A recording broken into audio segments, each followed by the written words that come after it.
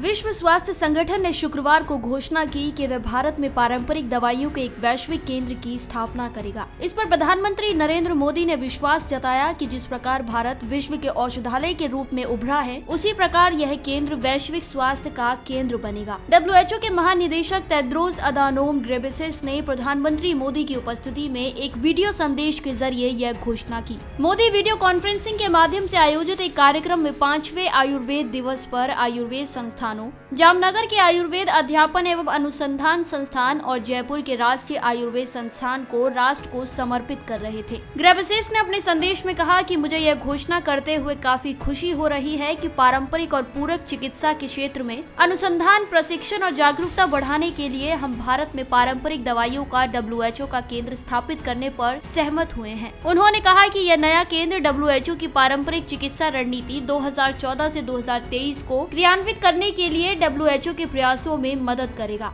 आपको बता दें कि इस रणनीति का उद्देश्य स्वस्थ और सुरक्षित विश्व के लिए देशों को नीतियां बनाने और उसमें पारंपरिक चिकित्सा की भूमिका को मजबूती देना है। पीएम मोदी ने कहा कि आयुर्वेद भारत की विरासत है, जिसके विस्तार में पूरी मानवता की भलाई समाई हुई है। उन्होंने कहा कि कोरोना के संक्रमण से भारत आज संभली हुई स्थिति में है, क्योंकि इसमें पारंपरिक चिकित्सा पद्धति का बड़ा योगदान है, जो आज अन्य देशों को भी समृद्ध कर रहा है। उन्होंने कहा कि यह सम्मान की बात है कि WHO ने पारंपरिक दवाइयों के वैश्विक केंद्र की स्थापना के लिए भारत को चुना है। उन्होंने कहा कि अब भारत से दुनिया के लिए इस दिशा में काम होगा। भारत को ये बड़ी जिम्मेदारी देने के लिए मैं WHO और उसके महानिदेशक का हृदय से आभार करता हूँ। जामनगर के आयुर्वेद अध्यापन एवं अनुसंधान संस्थान को संसद के कानून के माध्यम से राष्ट्रीय महत्व के संस्थान यानी IANI का दर्जा प्रदान किया गया है, जबकि जयपुर के राष्ट्रीय आयुर्वेद संस्थान को विश्वविद्यालय अनुदान आयोग द्वारा मानद विश्वविद्यालय का दर्जा प्रदान किया गया है।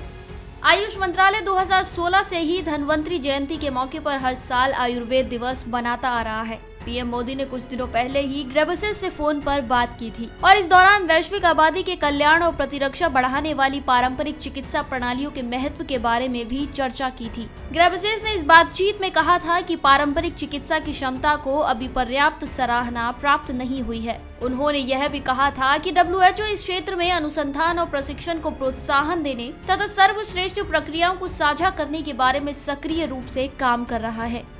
हमारी आज की इस रिपोर्ट में बस इतना ही। मैं श्वेता चौहान, पंजाब केसरी, दिल्ली।